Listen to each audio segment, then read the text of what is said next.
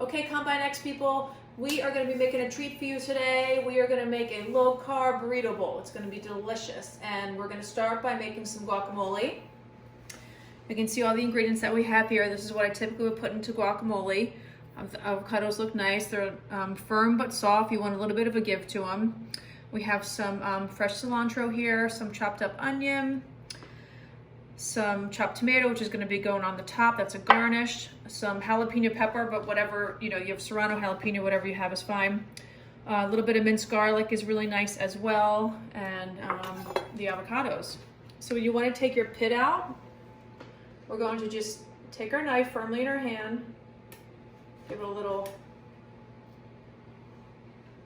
dig in, then a twist, and it'll pop right out, and you can just kind of pop it right on your counter there. For this here, I'm going to just score the inside, and then we'll scoop it out. So we'll go ahead and do all 4 of these. Okay, so we've added the avocados here, and I've just been kind of mushing it up with the spoon. Nothing else has gone in yet, so we're going to go ahead and add the garlic. That was like, I'd say, it's a little sticky there. I would say, what, like 1 medium clove? Yeah.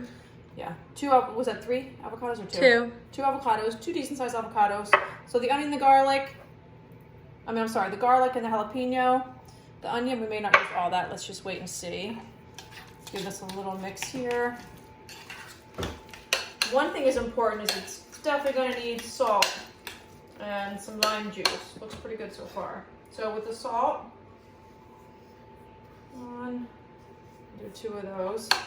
That was kosher salt, so it's not super salty, don't worry.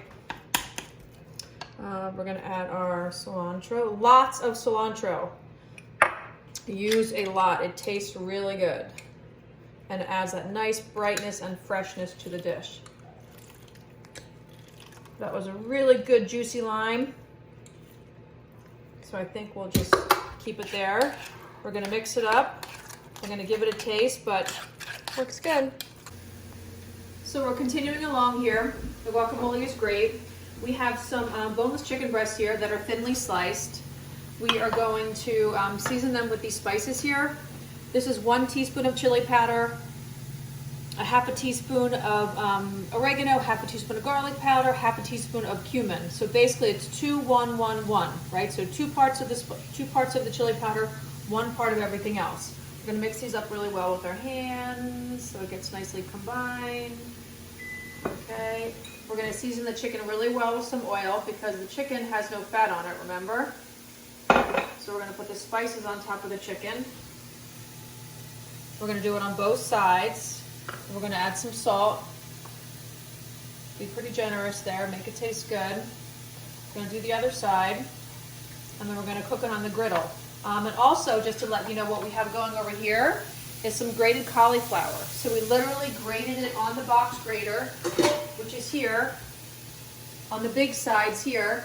Just took the raw cauliflower and grate, okay? This will act as your rice. Yes, this is going to be your rice, pretty much, exactly.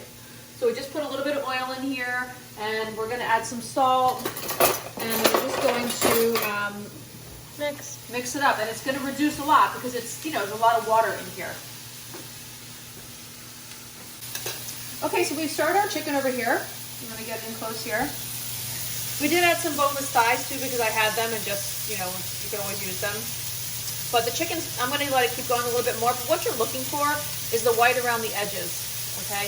You don't need to flip it. You only really want to flip it once, ideally. Just let it cook undisturbed. I mean, you can see here it looks good. I mean, it's cooking just fine. So just let it keep going. Once you get a little bit more white around the edges, then you can flip, okay? The cauliflower rice is looking good here. It's starting to reduce a little bit, and then we've gone ahead and already cut up a bunch of zucchini here, and some peppers and some onions. Just take note here, they're all about the same size, okay? You wouldn't want the onions to be chopped up in little pieces and then the peppers to be long, the zucchini to be long, okay? You want to keep things consistent here. With the weather getting warmer, we thought it would be nice to add some mango to the bowl, so give you guys that option. And knowing how to cut a mango is a nice skill. So we peeled the mango. This is one of those honey mangoes, so it's a little bit different. Get a little slimy, but you want it, again, like the avocados, to be firm but soft. So I'm going to cut off the bottom of it. get the right spot here. Yep, there we go. So now it's going to sit flat.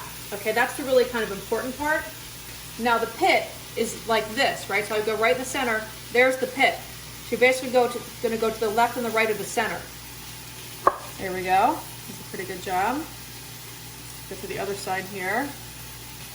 Like I did that on purpose just to see. I know the pit is there, so I'm going to go a little bit over further. Yep, right there. Okay.